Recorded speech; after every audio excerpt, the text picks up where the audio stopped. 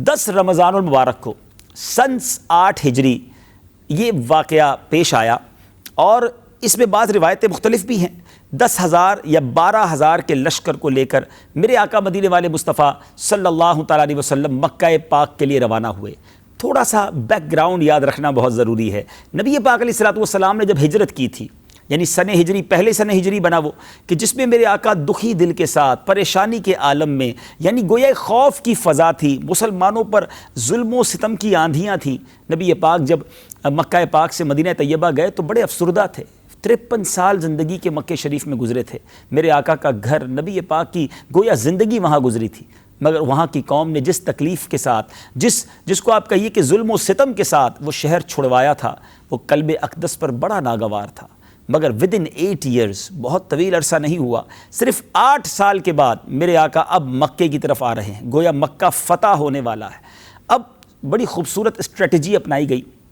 سب سے پہلے تو چونکہ روزے سے تھے صحابہ کرام، سفر بھی جاری تھا، جہاد کے لیے جا رہے تھے، تو پیارے آقا نے روزہ جو ہے گویا ختم کر دیا۔ صحابہ کرام کو بھی یہ تعلیم دینا مقصود تھا، سب نے پھر روزے کو ایک طرح سے توڑ دیا تاکہ بعد میں بھی روزہ رکھا جا سکتا ہے۔ اب چونکہ یہ سفر بھی تھا اور ڈیفیکلٹ ٹریول تھا، اس کے بعد نبی پاک علیہ السلام کی طرف سے یہ آرڈر، یہ حکم جاری ہوا کہ جب مکہ پاک سے قریب پہنچ گئے کہ اب ہر صحابی رسول اپنا اپنا الگ چولہا جلائے۔ رات کا وقت تھا ناظرین، جب اندھیری رات ہو تو چھوٹی سی آگ بھی دور سے نظر آتی ہے۔ اب جب 10,000 چولہے جلے تو آپ سمجھ سکتے ہیں کہ کتنا خوبصورت اور کیسا عالیشان منظر ہوگا۔ ادھر کفار قریش کی طرف سے کچھ لوگ جاسوسی کرنے آئے تھے کہ لشکر قریب آ گیا ہے، دیکھے تو صحیح تعداد کتنی ہے۔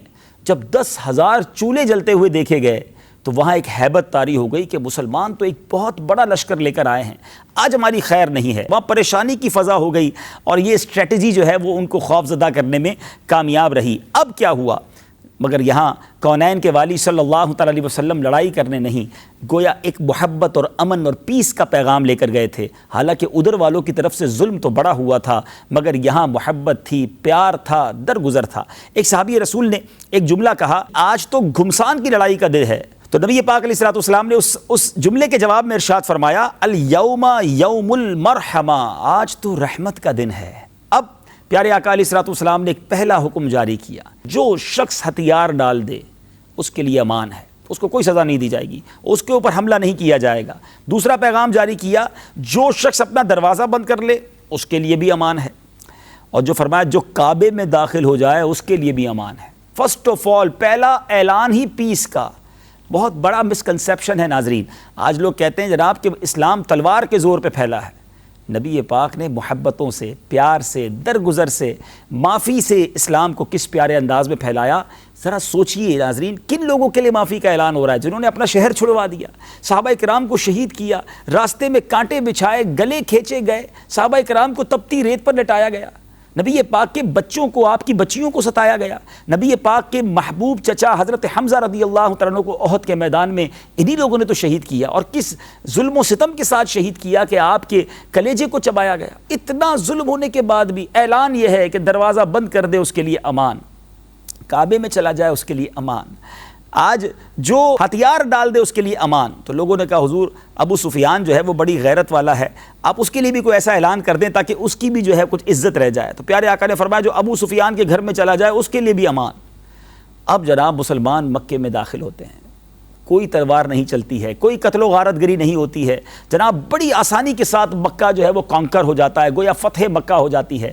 اللہ تبارک و تعالیٰ نے نبی پاک علیہ السلام کو اس شان و شوکت سے مکہ پاک میں داخلہ عطا فرمایا کہ تاریخ کے اوراق پر یہ سنہرے حروف سے لکھے جانے کے قابل ہے۔ مگر اتنی بڑی فتح ہے، مگر نبی پاک علیہ السلام کا انداز کیا ہے؟ پیارے آقا علیہ السلام جب مکے میں داخل ہو رہے تھے تو سر اقدس عاجزی کے ساتھ جھکا ہوا ہے، کر و فر والا انداز نہیں ہے۔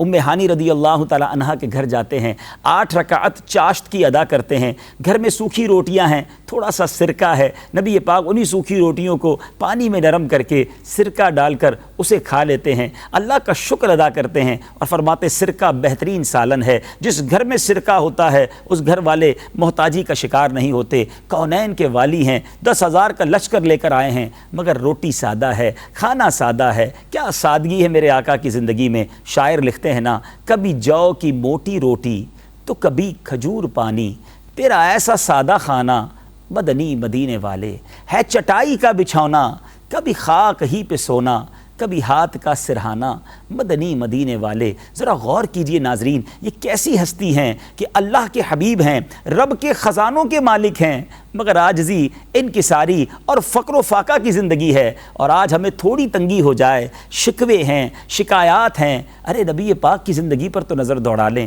جن کو رب نے اپنا حبیب قرار دیا مگر وہ بھی اللہ کی رضا پر راضی ہیں۔ بہرحال اب وہ تاریخی خطبہ دیا گیا، ٹرائی ٹو انڈرسٹینڈ، سامنے کون لوگ کھڑے ہیں جنہوں نے ظلم کیا ہے، جنہوں نے جفا کی ہے، جنہوں نے بہت ستایا ہے، بہت رلایا ہے، بڑا دکھی کیا ہے، ساتھیوں کو شہید کیا ہے، راستے میں کانٹے بچھائے ہیں، بڑے بڑے جفاکار، بڑے بڑے ظالم موجود ہیں۔ اب پیارے آقا علیہ الصلوۃ والسلام نے جب ان میں خطاب فرمانا تھا، جب ان سے بیان فرمانا تھا، ہو سکتا ہے ان کے دل لرز رہے ہوں، وہ سوچ رہے ہوں کہ آج ہمارے سر تن سے جدا کر دیے جائیں گے، ہماری بوٹیاں نچوا دی جائیں گی، ہم نے ان کے اور ان کے اصحاب پر بڑا ظلم کیا ہے۔ نبی پاک نے سب پر نظر ڈالنے کے بعد ارشاد فرمایا کہ بتاؤ تمہیں کچھ معلوم ہے آج میں تمہارے ساتھ کیا معاملہ کرنے والا ہوں؟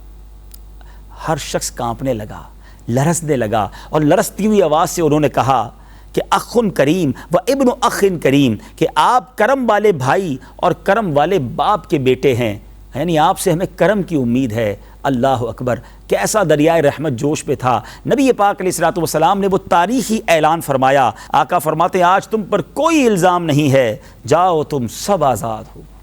جب یہ تاریخی اعلان ہوا تو سسکیاں بلند ہوئیں، لوگ زاروں کتار رونے لگے۔ نو بڈی ایکسپیکٹ، کوئی توقع نہیں کرتا تھا کہ آج ہمیں معافی مل جائے گی۔ جن کو ستا کر گھر چھڑایا، جن کو ستا کر وطن چھڑایا، جن کو یہاں چین سے رہنے نہ دیا، جن پر قاتلانہ حملے کیے، جن کے بچوں کو ہم نے رلایا، اور آج وہ آ کر ہمیں معاف کر رہے ہیں، طاقت میں ہیں، جو چاہے وہ کر سکتے ہیں، مگر معافی کا اعلان تھا۔ اللہ اکبر۔ ناظرین، یہاں تک تو شاید واقعہ کئی بار سنا ہوگا، مگر اس معافی کا فائدہ کیا ہوا، اس معافی کا رزلٹ کیا نکلا؟ تاریخ کی کتابوں میں لکھا ہے کہ بڑے بڑے سرداران قریش، بڑے بڑے کفار جو تھے، وہ کلمہ پڑھ کر مسلمان ہو گئے کہ اسلام اتنا خوبصورت اور اتنا پیارا مذہب ہے تو کیوں نہ اسے ہی اختیار کر لیا جائے۔ اب ایک اور میٹر باقی تھا کہ جب صحابہ کرام علیہم الرضوان مکے سے ہجرت کر کے مدینہ شریف چلے گئے تھے تو مکے میں ان کی جائیدادیں تھیں، ان کے گھر تھے، ان پر کفاران قریش نے قبضہ کیا ہوا تھا۔ اب وقت تھا کہ وہ جائیدادیں واپس لی جائیں اور صحابہ کو واپس لوٹائی جائیں، مگر شاید آسمان نے اس سے پہلے ایسا منظر نہیں دیکھا ہوگا کہ نبی پاک صلی اللہ تعالیٰ علیہ وسلم نے اعلان کیا کہ اے صحابہ کرام، اے مدینے سے آنے والوں، اپنی ساری پراپرٹی، اپنی ساری جائیداد تمام مکے والوں کو ہبہ کر دو، انہیں بخش دو۔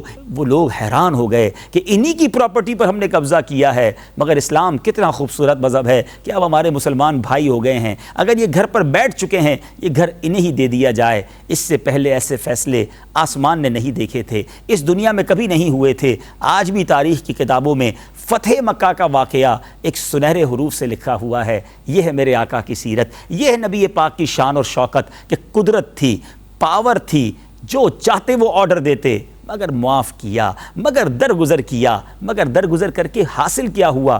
دل جیت لیے، اپنا بنا لیا، وہ بھی مسلمان ہوئے، ان کی آنے والی نسلیں بھی مسلمان ہوئیں۔ اگر لڑائی ہوتی، سر کٹتے، کچھ جہنم میں چلے جاتے، کچھ کفر پر ڈٹے رہتے، مگر معافی نے کئیوں کو اپنا بنا لیا۔ دس از دا لیسن، یہ سبق سیکھنا ہے۔ اگر آپ دشمنی رکھنا چاہتے ہیں تو وہ بڑھتی چلی جائے گی، آپ معاف کیجئے، لوگ دوست بن جائیں گے، لوگ قریب آ جائیں گے۔